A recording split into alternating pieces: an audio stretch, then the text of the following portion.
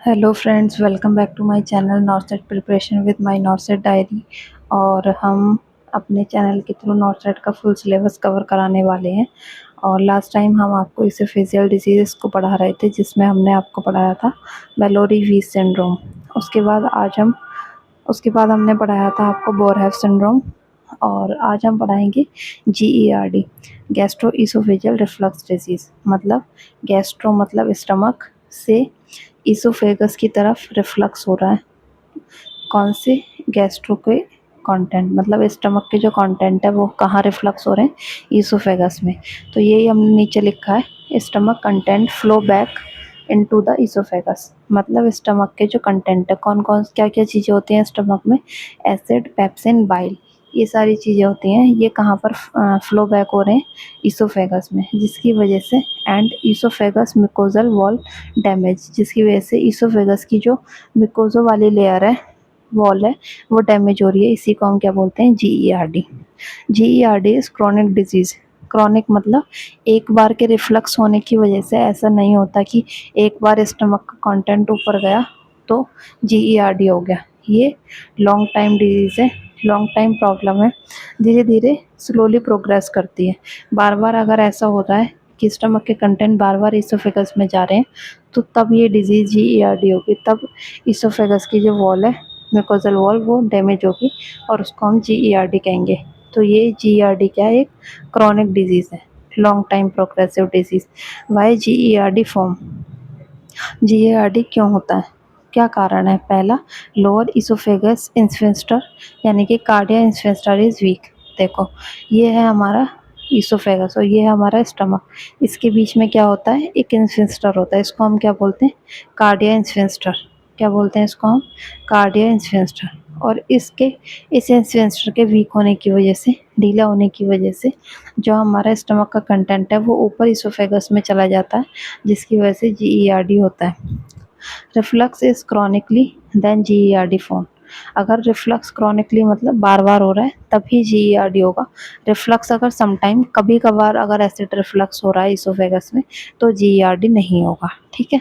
फिर है इसके रिस्क फैक्टर, कारण। एक वन बाई वन हमने यहाँ पर आपको समझाया है। पहला है cardia, lower oesophageal sphincter dysfunction. कि लोअर इसोफेजियल इंस्फिंक्टर जो है हमारा कार्डिया वाला, वो डिसफंक्शन है। मैंने अभी आपको ये समझाया। उसकी वजह से क्या होगा? स्टमक का प्रेशर कम हो जाएगा। जब ये इसका जो इंस्फिंक्टर है ये वीक है, तो इसका स्टमक का जो प्रेशर है वो लेस, यानी कि डिक्रीज कर जाएगा। और स्टमक का प्रेशर डिक्रीज करने की वजह से ये जो इंस्फिंक्टर है वो ओपन हो जाएगा और उसकी वजह से रिफ्लक्स होगा। स्टमक का जो कंटेंट है वो ऊपर चला जाएगा, इसकी वजह से GERD होगा। दूसरा है हाइटल हर्निया। हाइटल हर्निया में क्या होता है? स्टमक अपवर्ड, ऊपर चला जाता है लोअर इसोफेजियल इंस्फिंक्टर से लूज होने की वजह से। ये एक पूरी की पूरी डिजीज़ है जो मैं GERD के बाद आपको पढ़ाऊंगी। इसमें क्या होता है? ये हमारा स्टमक है, ये हमारा डायफ्राम है। डायफ्राम की मसल जो होती हैं वो वीक होने की वजह से स्टमक का जो ये वाला पार्ट है, ऊपर वाला पार्ट है बॉडी वाला, ये जो है वो इसोफेगस से भी ऊपर चला जाता है। मतलब थोड़ा सा स्टमक का पार्ट इसोफेगस से भी ऊपर चला गया। ये इसोफेगस में चला गया स्टमक का थोड़ा सा पार्ट।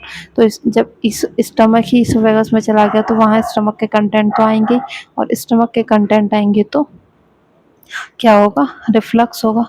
रिफ्लक्स तो होगा ही जब स्टमक ही इसोफेगस में आ गया। उसकी वजह से इसोफेगस की वॉल इरिटेट होकर GERD होगा। ये डिजीज़ मैं आपको पूरी पढ़ाऊंगी। ठीक है। फिर है डिलेड गैस्ट्रिक एम्पटिंग।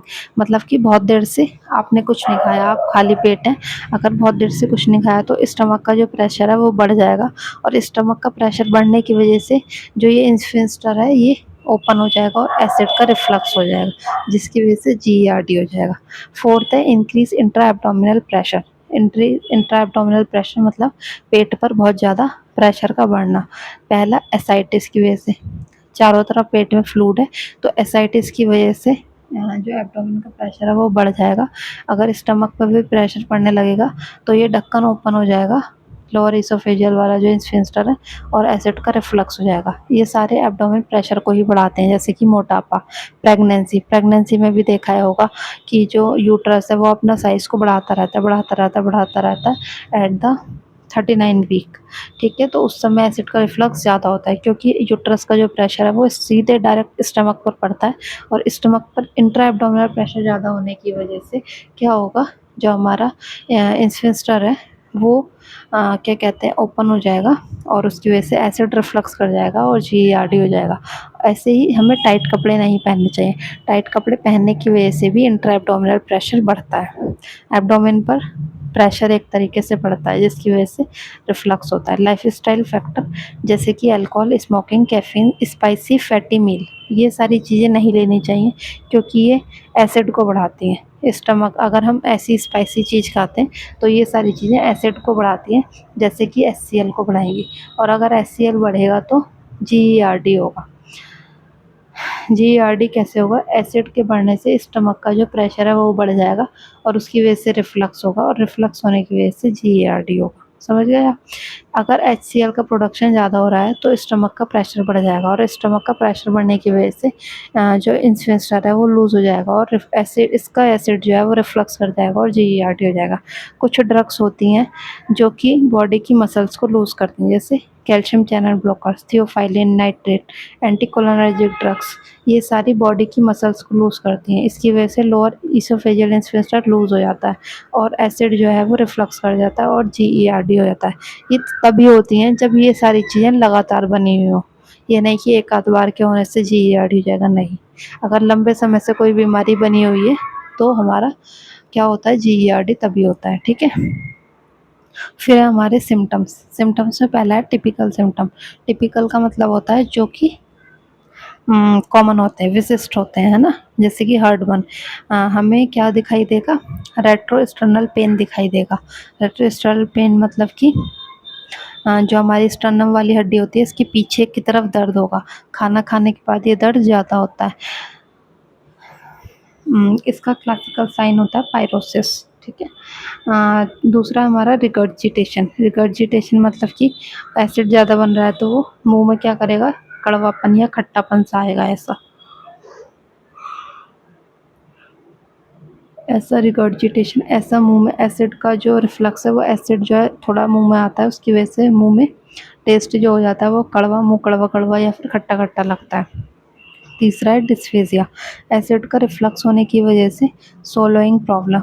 अगर हमारे यहाँ ईसोफेगस में जलन हो रही है एसिड के रिफ्लक्स की वजह से तो हमें और कुछ खाने का मन नहीं करेगा क्योंकि हम खुद ही उससे पहले डरेंगे खाना खाने से पहले ही कि खाना खाएंगे, खाना खाने से एसिड और ज़्यादा बनेगा और वो एसिड रिफ्लक्स करेगा, वो हमारे सीने में जलन इतनी ज़्यादा हो जाती है कि खाना खाने का भी मन नहीं करता और उससे जलन की वजह से सोलेंगे और कुछ निकलने में भी प्रॉब्लम होती है। ये टिपिकल सिम्टम जो नॉर्मली नहीं देखने को मिलते हैं लेकिन होते हैं कभी कभार, जैसे कि कफ, खांसी, सोर थ्रोट, अस्थमा, ये सारी चीज़ें तभी होती हैं जब एसिड ज़्यादा बनने की वजह से, एसिड रिफ्लक्स होने की वजह से जो ईसोफेगस है वो इरिटेट हो रहा है, ऊपर वाले ऑर्गन जो है अपर रेस्पिरेटरी ट्रैक्ट जो है वो इरिटेट हो रहा है। दूसरा है डेंटल इरोजन। डेंटल इरोजन मतलब कि दांतों का कलर चेंज हो जाना। दांतों का कलर कैसा हो जाता है, येलो हो जाता है, ठीक है। क्या क्यों होता है, वो एसिड की वजह से, एसिड की वजह से डेंटल इरोजन हो जाता है, दांतों का कलर चेंज हो जाता है। नॉन कार्डियक चेस्ट पेन, ऐसा अगर हम नॉन कार्डियक चेस्ट पेन मतलब कि अगर हम एंटासिड देते हैं तो ये चेस्ट पेन ठीक हो जाता है। तो अगर चेस्ट पेन एंटासिड को देने की वजह से ठीक हो जाता है तो उसे हम नॉन कार्डियक चेस्ट पेन कहते हैं, मतलब ये दिल वाला दर्द नहीं है, ठीक है, वरना वो तो ठीक ही नहीं होगा एंटासिड से। तो इसको हम बोलते हैं नॉन कार्डियक चेस्ट पेन। फिर है हमारा इन्वेस्टिगेशन एंड डायग्नोसिस।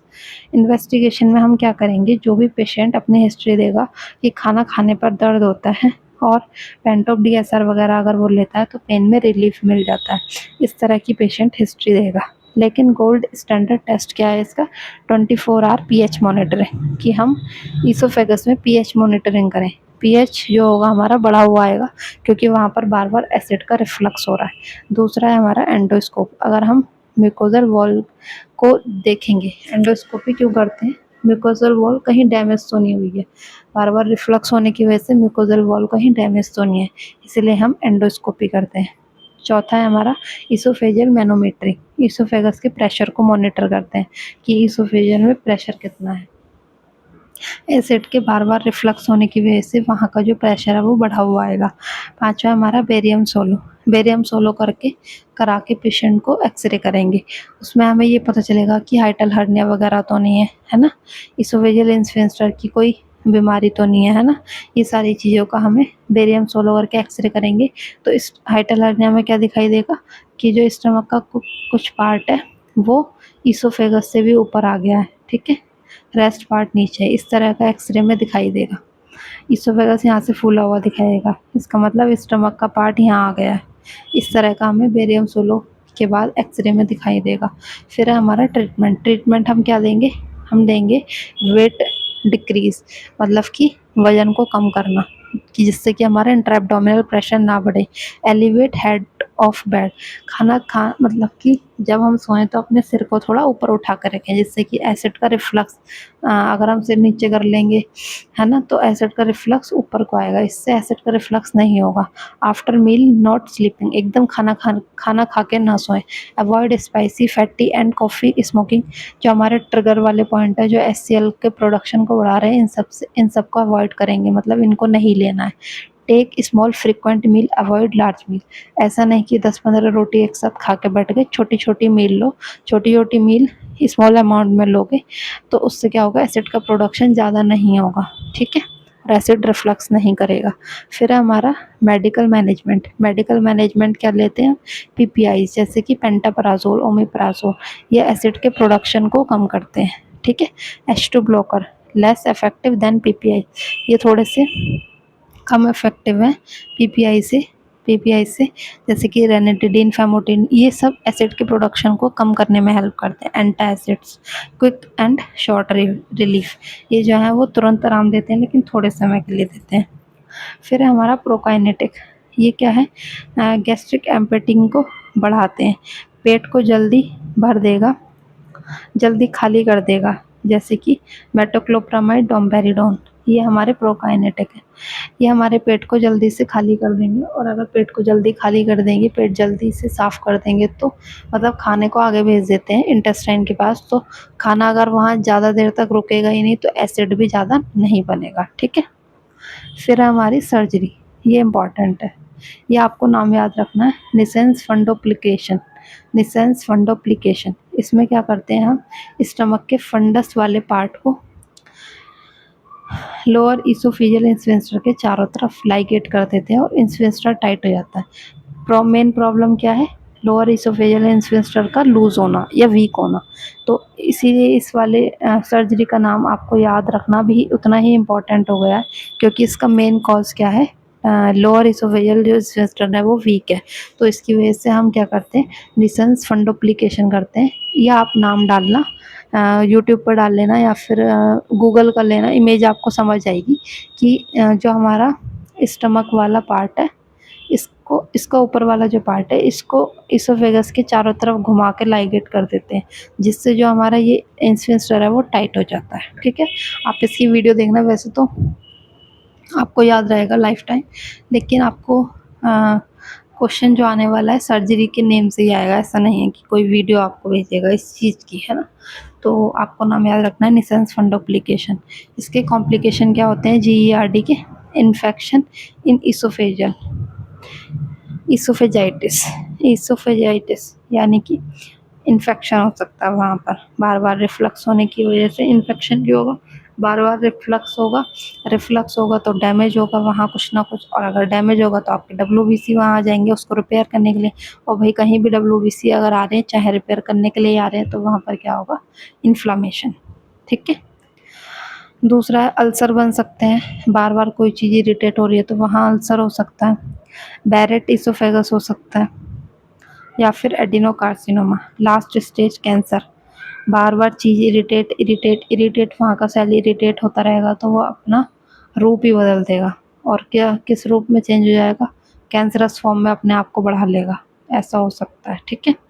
तो इसको हम कहते हैं एडिनोकार्सिनोमा, ठीक है, इसको बोलते हैं हम एडिनोकार्सिनोमा।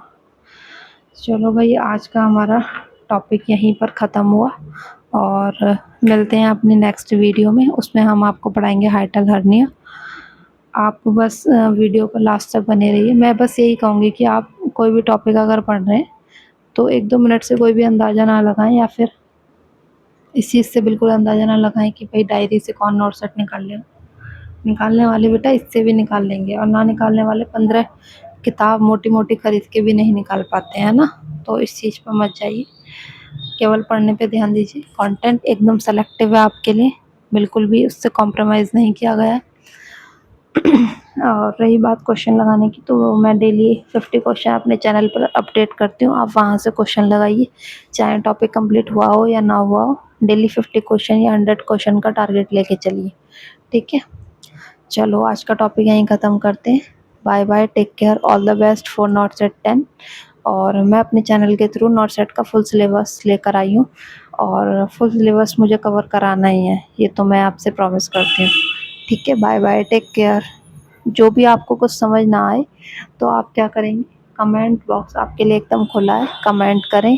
जिन भी बच्चों के जो भी डाउट होंगे मैं वहाँ पर उनको एक डाउट वीडियो अलग से बनाऊँगी, वहाँ पर सब बच्चों के डाउट को क्लियर कर दूँगी। क्योंकि ये बेटा लाइव क्लास नहीं है तो आप डाउट यहाँ पर नहीं पूछ सकते, तो आप कमेंट कीजिए और वीडियो को लाइक कीजिए, शेयर कीजिए और सब्सक्राइब कीजिए अगर आपके लिए किसी भी तरीके से हेल्पफुल है। Bye bye, take care, all the best.